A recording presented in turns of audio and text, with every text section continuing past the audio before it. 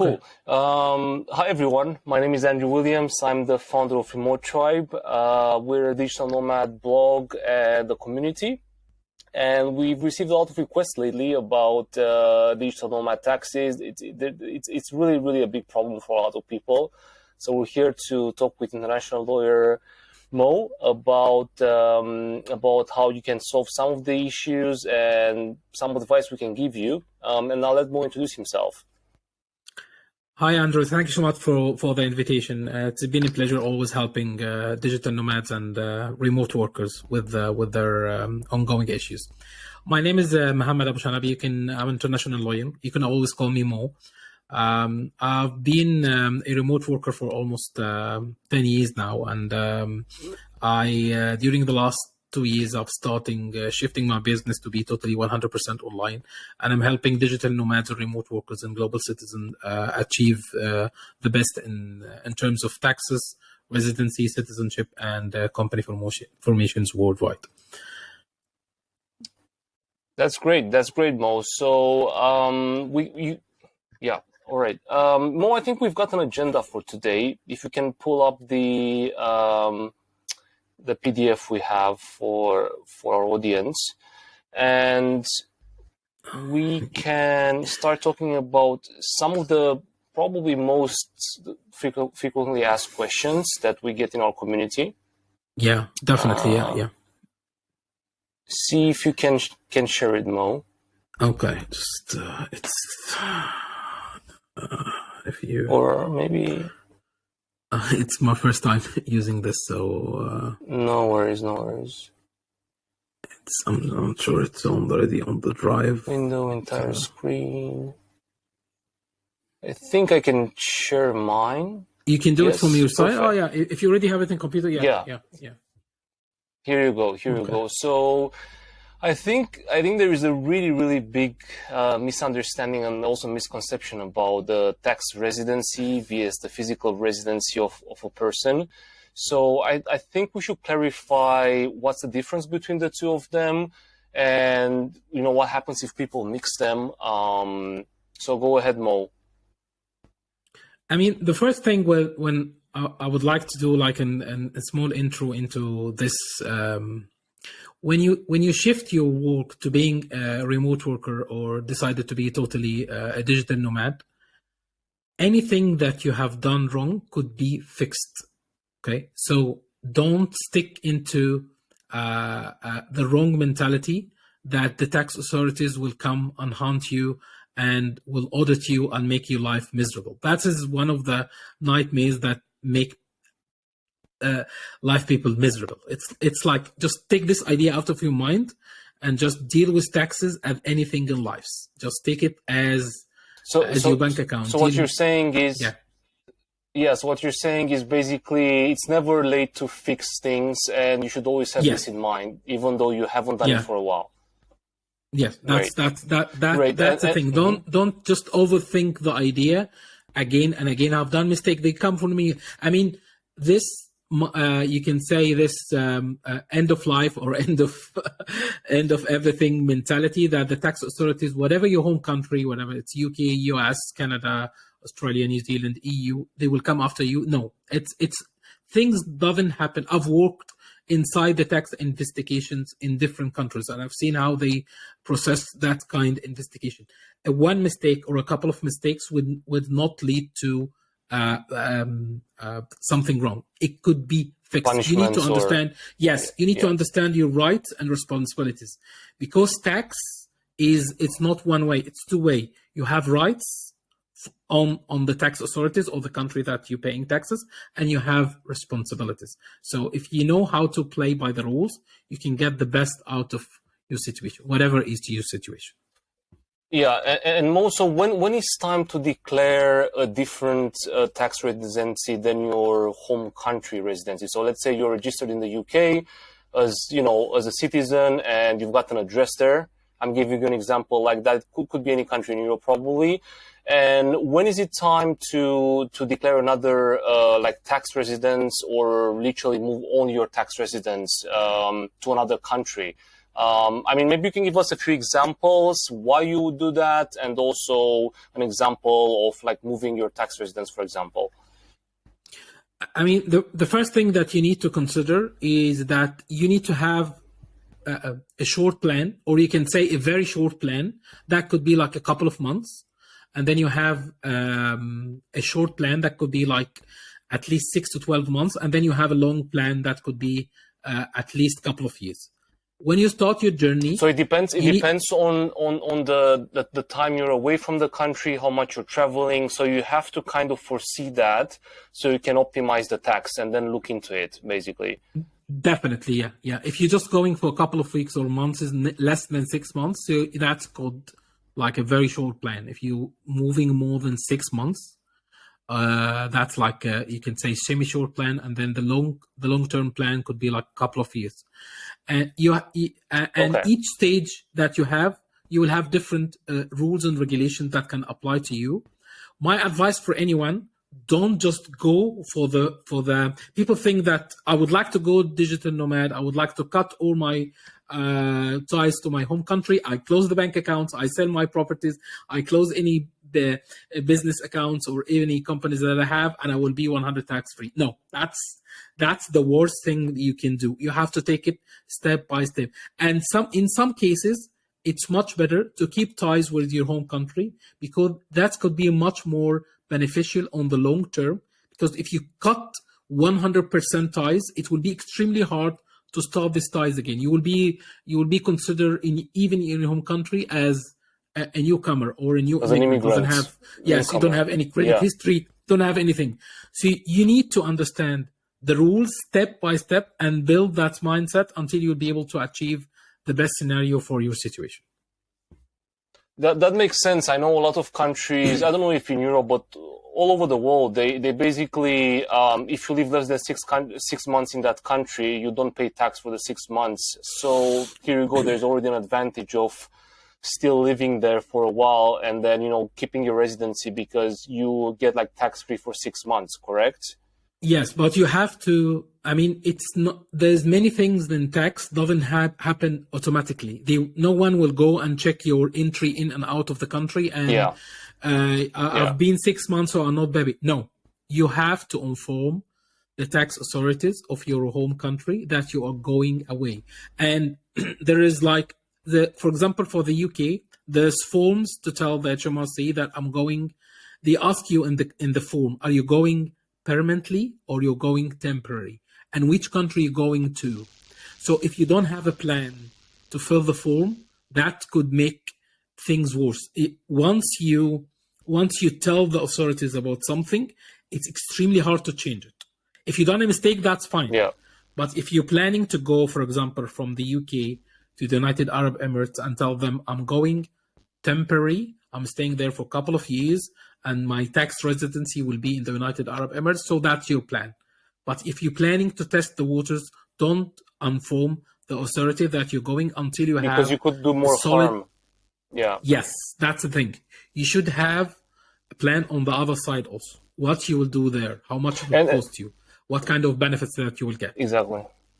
So I think it would be fair to look into one of your destination where you want to set up the tax residency, see what conditions are there to be met, and then kind of match those with your home country and see what kind of tax benefits you can have all together.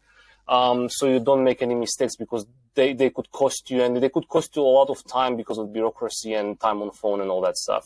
Definitely. Right. That's one of the things. And Mo, how about other countries in Europe that you know about, like France or Spain?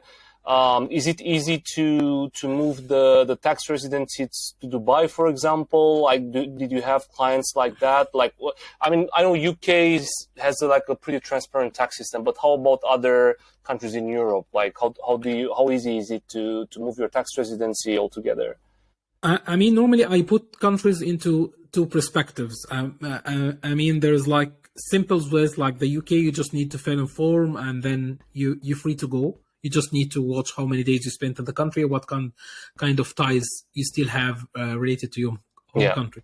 And there's other countries, which is like in the other extreme, which is like the US. If you're a US citizen, you have still obliged to pay certain amount of taxes to the, because it's citizenship-based taxation. You'll not be able to be 100% of the US tax system unless you are re-announce your citizenship and say, I don't want to be American citizen anymore. And then there's a gray area. We can say between the UK and the US, that's most of the countries fell into the area. They have, each country have their own certain factors that you tell them, I will not be tax residency anymore. It could be a mix between how many days you spend in the country, or if you are benefit from the tax system in the country. And tax system mean that you are not just paying taxes. If you are still on the in the health record of the country itself, if you have access to like family doctors or hospitals, or you have kids in the school, or you are collecting any tax benefits from the country, that's all considered that you are still a tax resident, even if you are not living in the country anymore. I have many clients who say, very interesting. Yes, I'm an Irish citizen. I've lived all my life in Ireland, and I now live in Cyprus, but I'm still having like tax obligation, or still have responsibilities. I'm still having my kids, or still having registered in the doctor or the health service in Ireland, and I never tell them I left. Do I be considered tax resident? Mm-hmm. That could be like a gray area. So we have to make it step by step. Are you going to go? You have to cut as much as you can say benefits from your country. So you'll be able to tell them, I'm not a resident anymore. And when you tell them I'm not resident anymore, you have to be ready with the other country. And it's like a process. It's not something that you will wake one day in the morning and say, I'm 100% not resident in my home country. You still, if you still even have a bank account, mobile numbers, if you still have a company, that's like a process that have to be taken step by step until you understand how you can use the system for your benefit. So Mo, would that be fair to say that you need a few months to do the transition? Can it take more than a few months? Can it take towards a year to do a transition of tax residency? It's depending on your how your setup is complicated. If you have never been outside your home country for all your life, it will be that's the most hard thing to do, because you will need to set up an alternative place. You need to have a resident in another country. You need to have a bank account. You need to have a mobile number. You need to have everything that you have in your home country and the other one. So you can switch between what you have right now to the other one. And you take it step by step. Mm-hmm. At least, I advise my clients at least 6 months. At least 6 months. And do the switch gradually, step by step.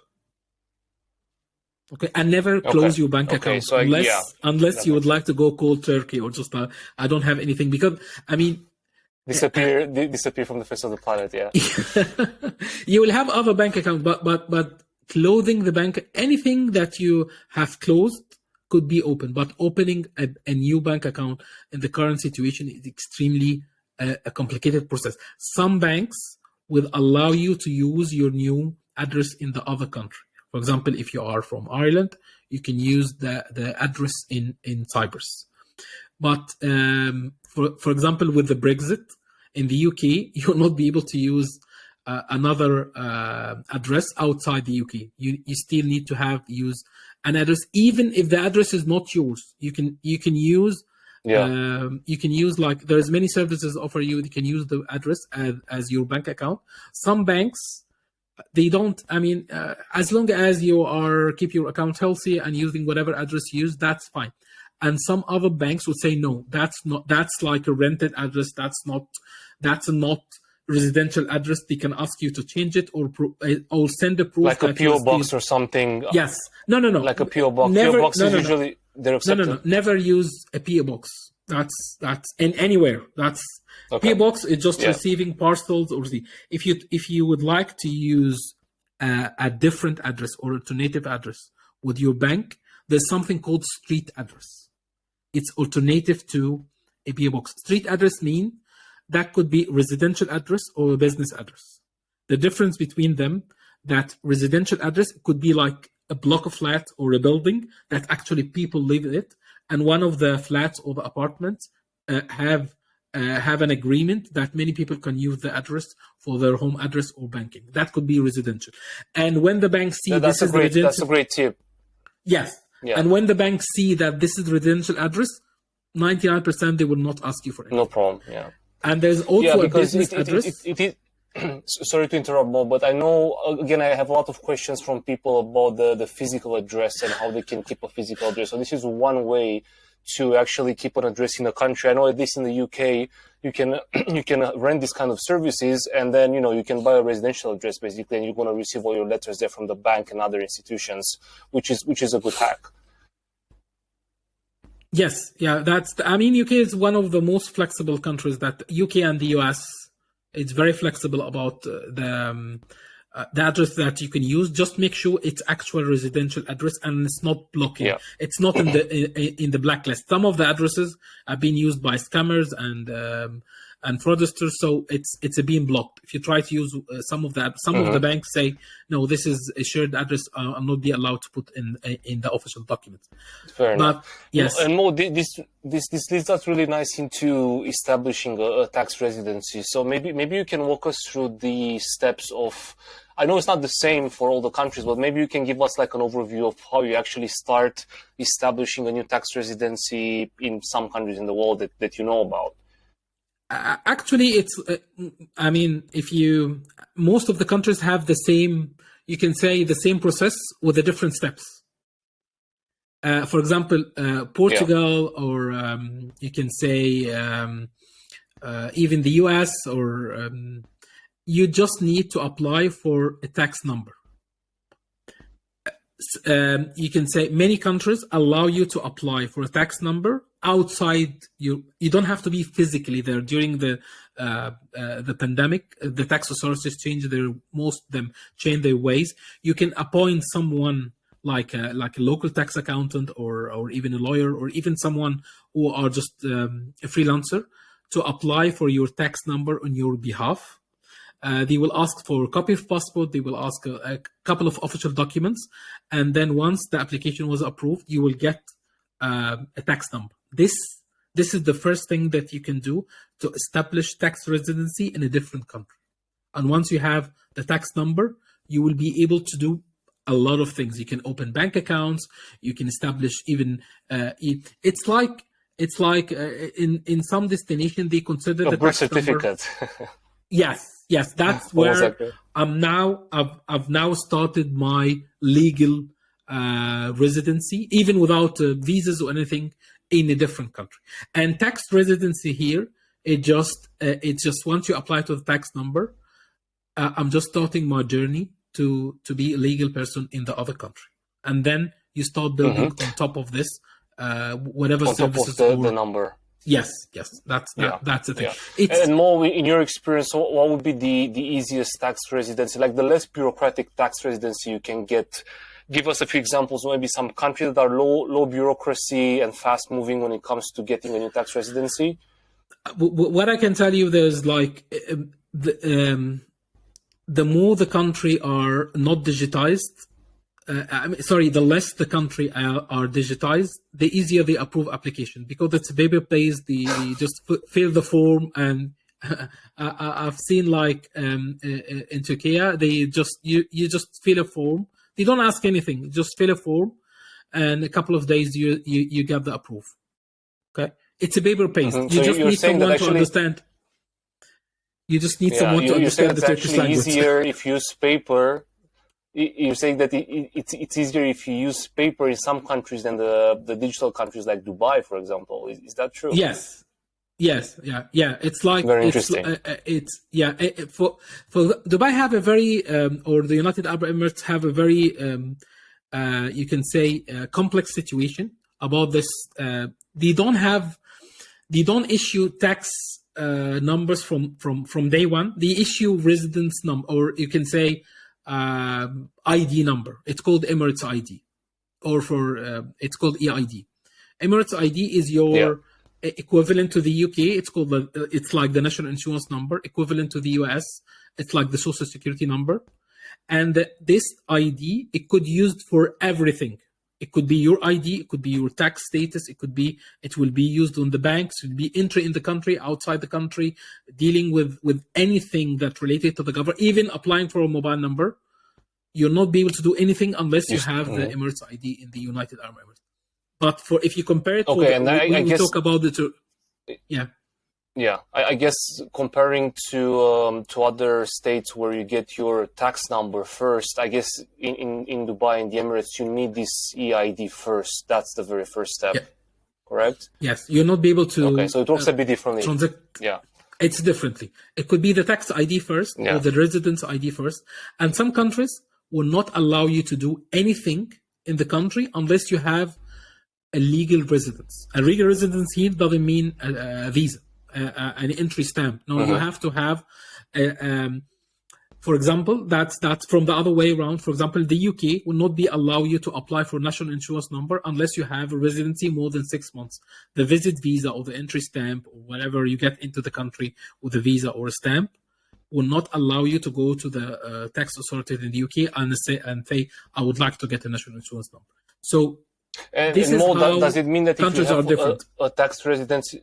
Yeah, does this mean that if you have a tax residency somewhere, it doesn't mean that you also have like a physical residence there? Is that true? No. Or the other way around? It's different. It's depending on the country. For example, so you don't actually have to physically be in that country if you have the tax residency. You can be registered in one country and live in another, correct? Yes. Some countries allow you to do everything remotely. Okay. Or starting, for example, the UAE allow you to start the process remotely unless you be there in a couple of days. They collect your biometrics, your photo, and then give you the card, and then you're off to go. For example, that's Paraguay. Great. So when you arrive, you're almost good to go since you arrived. Yes. For example, Paraguay had the same process, but they allow you just to go there to collect the card and have like an interview meeting with authorities and give you the residence card. And once you have the residence card, that's where you start. You don't have actually to live in the country on when you get the residence card. Unless you would like to apply to be a citizen of this country or apply for a long-term residency, or there is certain way you need to stay in the country physically. But once you establish yourself in a different country, you are free to go. There's no one, you not go to the airport, say you have to stay. No, it's depending on your short-term plan and long-term plan. That's why I ask anyone, what is your plan for the next 5 to 10 years? And then we start. It's a very good question that must be asked all the time. Yeah, that's it. Great. Yeah, I know indeed about Paraguay that you have to go once and do the papers with a lawyer, with a solicitor there. You get your cedula, which is the national ID basically, and once you have that, you have to come back in the country every 3 years or something like that. So once you have your tax residency in Paraguay, you go there once, and then you're off the hook for a few years. Probably things will change, but for now it's pretty good. So you don't actually have to live in Paraguay; you just have to go there once, and you're all good. So happy days. Yeah, that's different. That's the same thing. If you compare this situation with the UAE, they allow you to stay off for 6 months, but you have to visit 1 day each 6 months. And this visit, I've done it even myself. You just need to go, even in transit. You can go to the airport in Dubai or Abu Dhabi. You just get the transit. You get into the country using your Emirates ID, and you just go back to the other side, just in and out. If you have done this each 6 months, your residency will be valid. They keep changing the rules. Sometimes they make it like 9 months or 12 months, but the standard is 6 months. So your residency will actually be on the system. Yeah. So in this case, it means that you basically have to take like a stopover in UAE once in a while, every 6 months.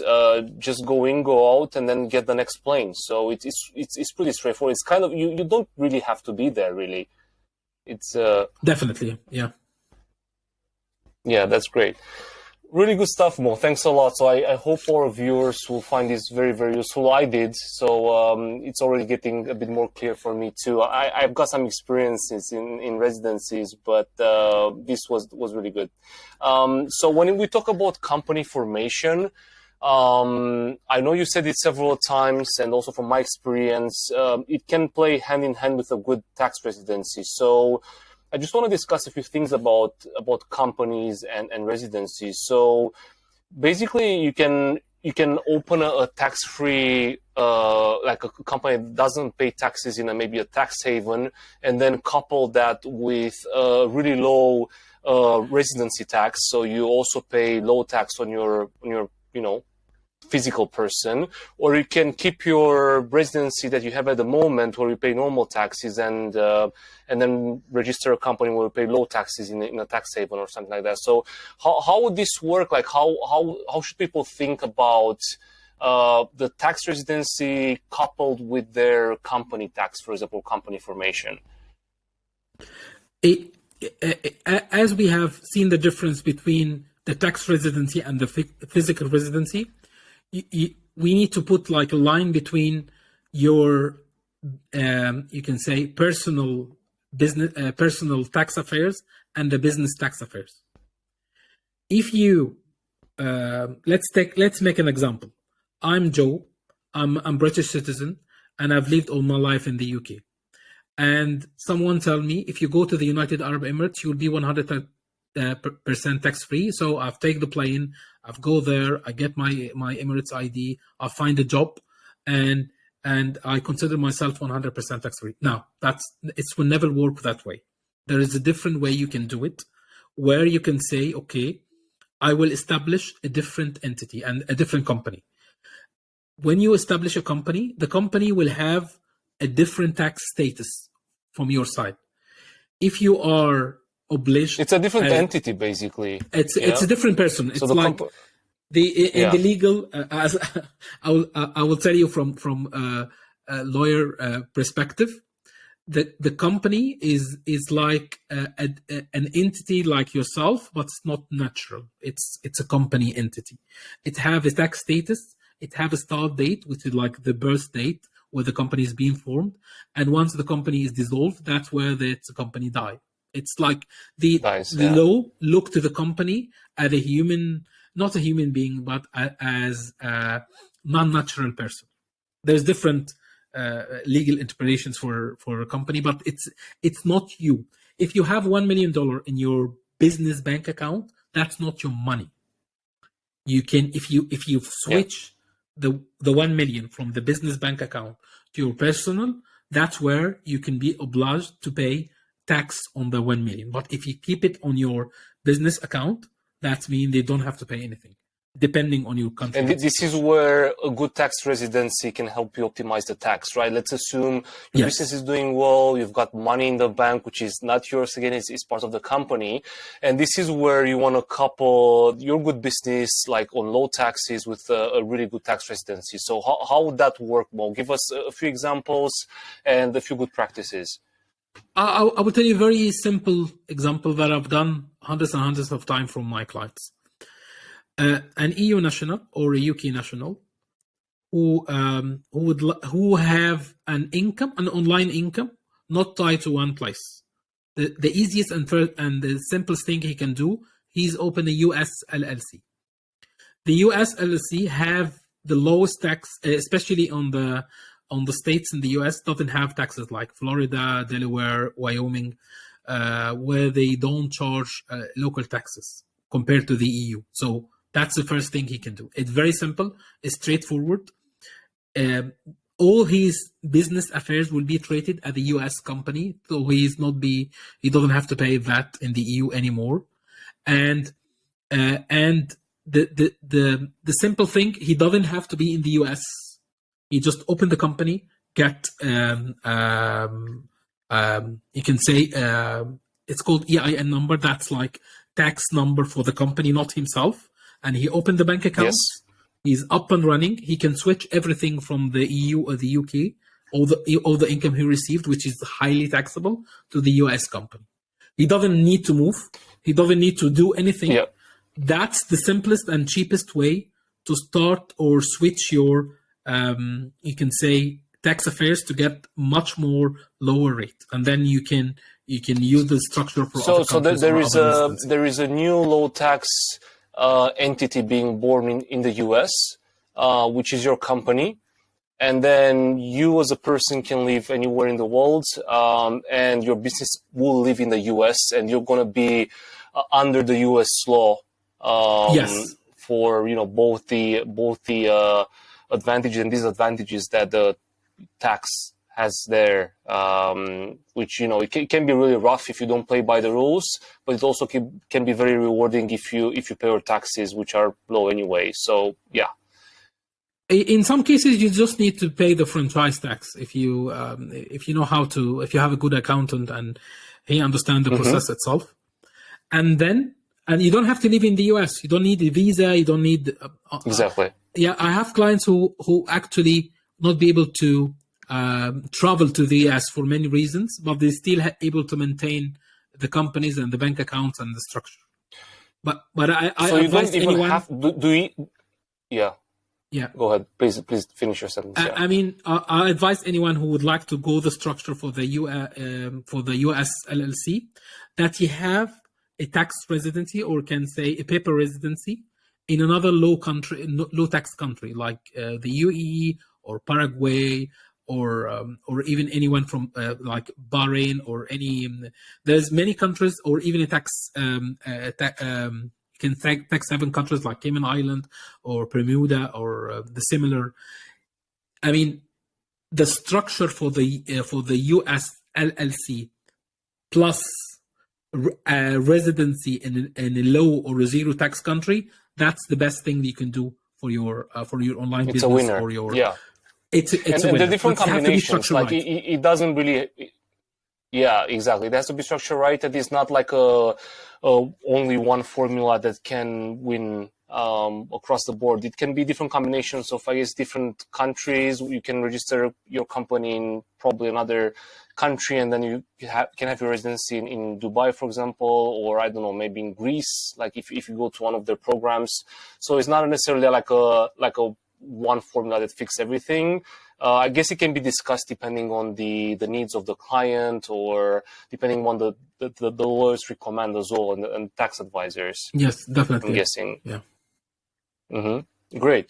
Okay, that's cool. So there are definitely plenty of options to optimize your company tax, your residency tax. There are a few countries, quite a few with like low tax. We discussed about them on the blog, from Cyprus to Greece and Gibraltar and Malta and Paraguay, for example, in South America.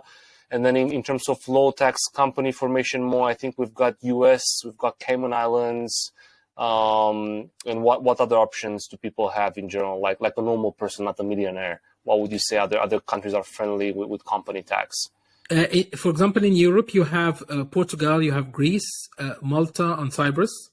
Portugal have the NHR residence program, which give you tax-free for 10 years, but you have to be very careful about after the 10 years. Malta also have a couple of residency program. You don't have, it's not tax-free 0%, but you can pay very flat rate amount on yearly basis, and you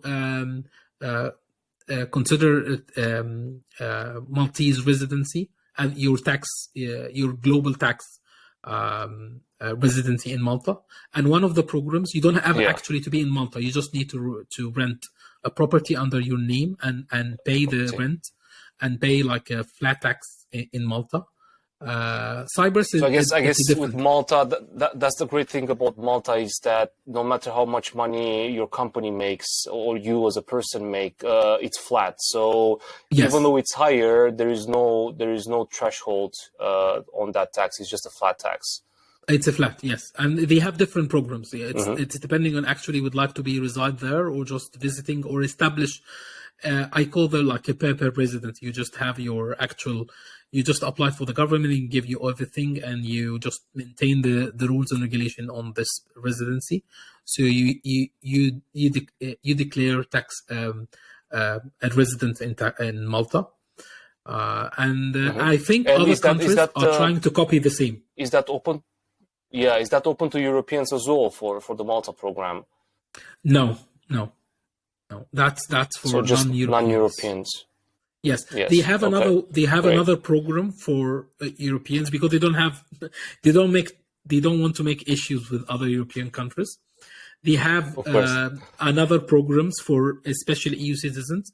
And when we say EU citizens, that means British people or UK passport holders are not EU anymore, so they can use the global residence program in Malta. But any EU citizen have to. There is a different way to move to Malta at a tax residency because it's much easier. Yeah, I see. Okay, it's Malta is kind of a long story. We wrote Yes. about it on the blog. So if people have questions, just please come to us. We can definitely give you some piece of advice. Cool, Mo. Thanks. I think that was pretty interesting. So again, plenty of options to register your company. Would you say, Mo, that it's smart to open up a company straight into a low tax country, or is it really hard to move your company? You have to close it down wherever you have it open in the UK or in Germany, for example, and then open up a new company in the US. Would you recommend opening up a country? Is it easier if you open it up in a low tax country? I guess so. Actually, it's very easy to open the process, but you need to understand what kind of compliance or tax reporting or accounting that you have to do for your company. So it's cost. That's the first thing you need to consider. And Yeah. in many cases, I don't advise my clients to close the company that's in high tax countries, like in Germany, in Austria, in Netherlands. Don't close it because there's some business affairs. If you are doing like EU to EU business from your high tax country, if you tell them I'm having another US business and this business is not in the EU, they might say no. We're not. We only work with EU businesses, and I've seen this in a couple of times, especially with business arrangement, or they have like a tax incentives to deal with EU tax businesses.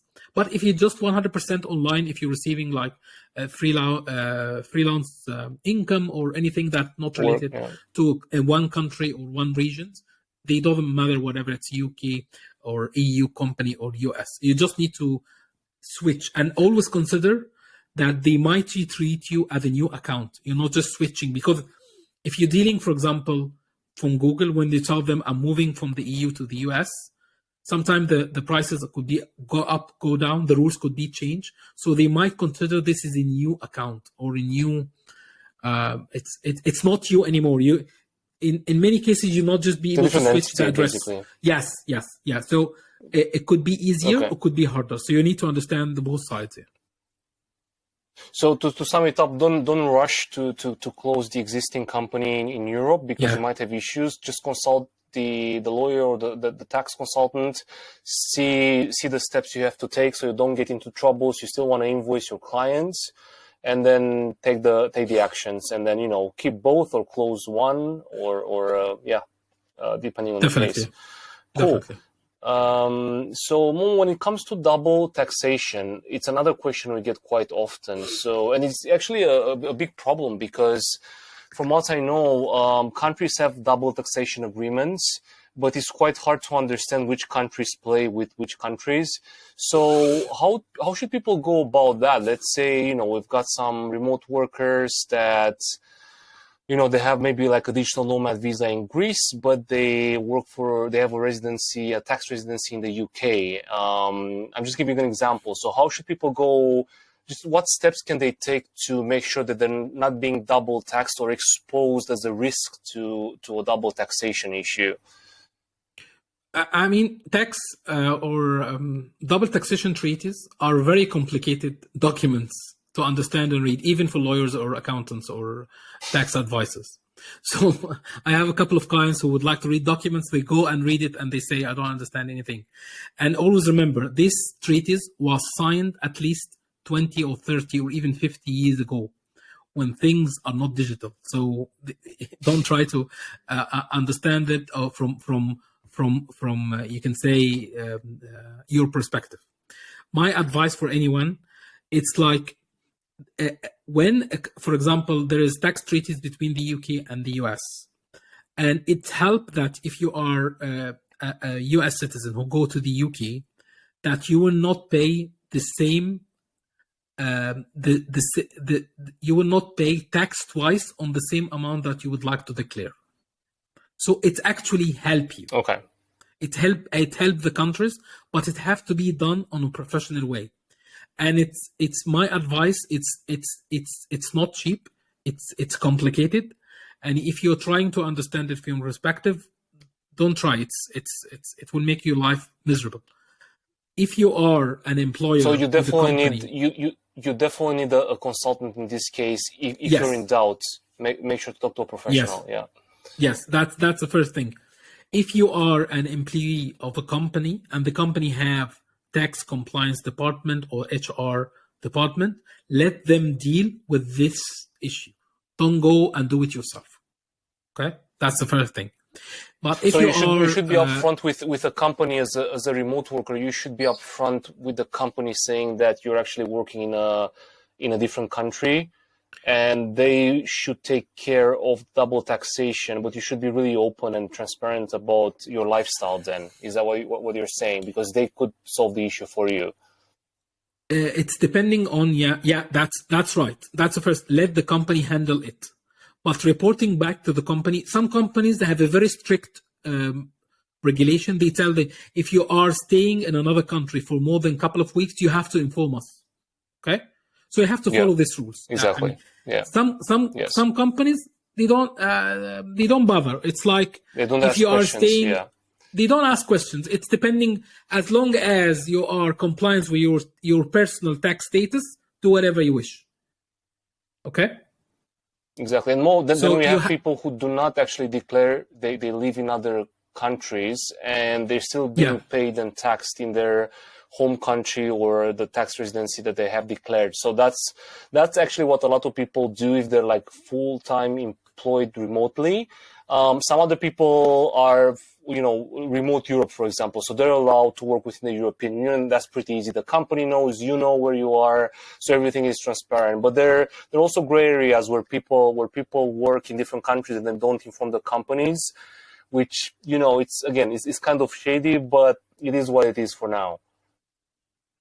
Because it's a new thing. It's not been there for almost 10 or 20 years. It's just a couple of years ago.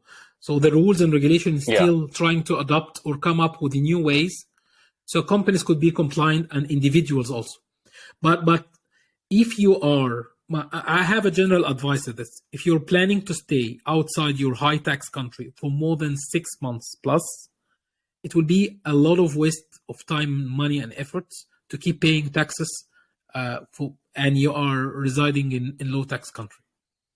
So have a plan.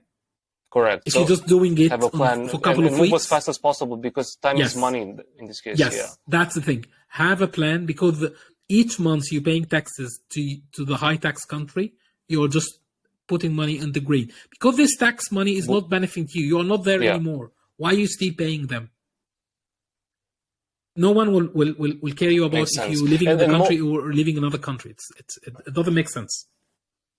And more should people with like freelancers who use a company, low tax or high tax company, depending on their incorporation, should they be worried about double taxation on their like physical tax residency as a person?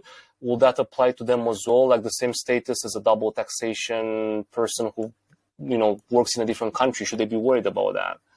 It's there is like a simple rule to make everyone's life easier. Get yourself sort your personal tax residency first, and your company tax residency will follow. That's okay. I will give you one example. Okay. If you are a UK citizen who open a Cayman company and then claim this Cayman company have zero taxes, actually no. If you are still managing the company from the UK, you will be obliged to pay the UK corporate tax, even if the company is even residing in Cayman. And this is one of the things that people don't understand.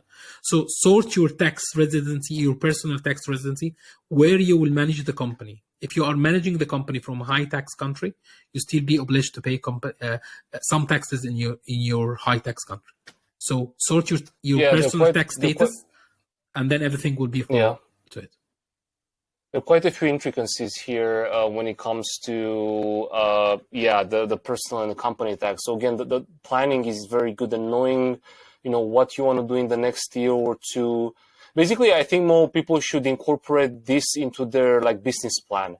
So even if you're like a freelancer and you want to start paying less tax, I think you should include it in the business plan for next year, for example. So moving slowly, knowing exactly where you want to head, so you can start, if you want to live in maybe, I don't know, Europe, then maybe you want to look at Europe, like a low tax residency in Europe. And then, maybe in a year move there whilst you still have your company in the US or something like that. So maybe they should include that in the business plan. I think it's a good idea. Definitely, yeah, totally agree. Cool. Very good stuff, Mo.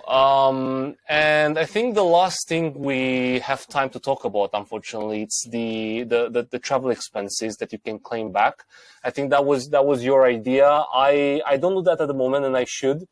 So I'm just wondering, what are the ways that people can claim back, and who is eligible to claim back travel expenses? It's definitely great. You can save up literally thousands, maybe tens of thousands of US dollars on flights and hotels. So it's a really good hack. What can you tell us about that? It's a very simple, you can say, very simple, just mindset hack. You can do it. I'll give you an example. If you are having an Airbnb account, open a business Airbnb account under your business name. Don't use your personal name. Okay. Once you have this, in the form itself, they ask you about the company, where the company is located, the address, and if you have a tax ID of the company. Any expenses that any booking that you've done from the business Airbnb account, could be claimed as travel expenses, even if you stay for months. And is that valid for Booking, Agoda, any other big booking agencies online? Most of the agencies online you can open a business bank account. You can open a business account on, for example, Booking.com have a business account where you are treating the transaction as a business. And the simple thing you can add, if you just do it for one time, if you're doing a booking for even Booking.com for personal, when you check out, say this, I need an invoice, and put your business account details or business company details and in the invoice. If you have an invoice, the invoice can go back to your accounting or bookkeeping and tell them this is a pure business transaction. It's not personal. Because anything you do... Is there any risk... is there any risk here? Is there any gray area? Can anyone question you for, I don't know, booking all these places as a digital nomad or remote worker, traveling and working? Is there a problem? Yes. Would that be a problem if you do this kind of... It's depending on what kind of business you're running, and how it's like what kind of percentage of volume transactions you're doing of all expenses. If you have been doing this for a couple of years, you have record with the authorities that you're already doing this, and as no one will ask you, there's no question to be asked. But if you started just today or this year, and you have an income, you're willing to make a profit like 50K, and then outside the 50K, 45 went to business travel expenses, he could ask you the questions. You're trying to shift or provide something that's not actual. As long as you have enough documentation and compliance, everything will be easier. Everything could be questioned, by the way. But if you have supporting documents, bookkeeping right, if you have record keeping online or whatever system that you use, everything will be much easier. And you have to justify why you are doing all these travels. It's very simple. They can ask you, I'm doing this, I'm doing like an online marketing or doing courses or whatever you are doing. You just need to have a explanation for it. That's it. Yeah. And I guess with remote working, it makes sense as long as you're a business. It does make sense because you're working wherever you are living, basically. So Yes, so definitely. you live in the same place where you work. So I mean that's very straightforward. Yeah, cool. Yeah. Great, Yeah. Mo. A lot of really good tips. And any other travel expenses when it comes, for example, to airlines or I don't know, other travel services? I mean, it's like you can claim, even you can Uber, Grab, Bolt, any way of transportation could be claimed back. Travel tickets, Mm-hmm. staying in hotels, Airbnbs, um some meals could be, or some business meals could be claimed as the tax, depending on what you're doing. If they will ask you, I Yeah. mean, it's 100% business or pleasure. If you have a justified documentation to say this is only business travel, that's fine. Just go for it. Okay, that's great. So again, you can do really big savings here, especially for flights, Yeah, transcontinental flights, which are very expensive now, by the way. Unfortunately, they doubled in price since COVID. definitely. Yeah, I know from experience that the flights to Asia have doubled from Europe, unfortunately. So really good to expense that, actually. That would be really good. yeah. Cool, Mo. So just to sum up the short version, basically, from what you're telling me, I think any remote worker, but mostly freelancing people, and also people who want to open up companies and decrease their taxation on their tax residency, they should plan ahead at least 6 months a year. Look at the available options and the lifestyle they wanna have. For example, living in Europe, like having a company in the US, I've said, or the other way around. Also having good experts next to them, we can help as well. Obviously, we're not the only ones on the market, but we can definitely advise people where and how, and we've got a team of lawyers that can do that. That's again very important. And then don't rush. Make sure that you have your documents in order, the accountancy is right.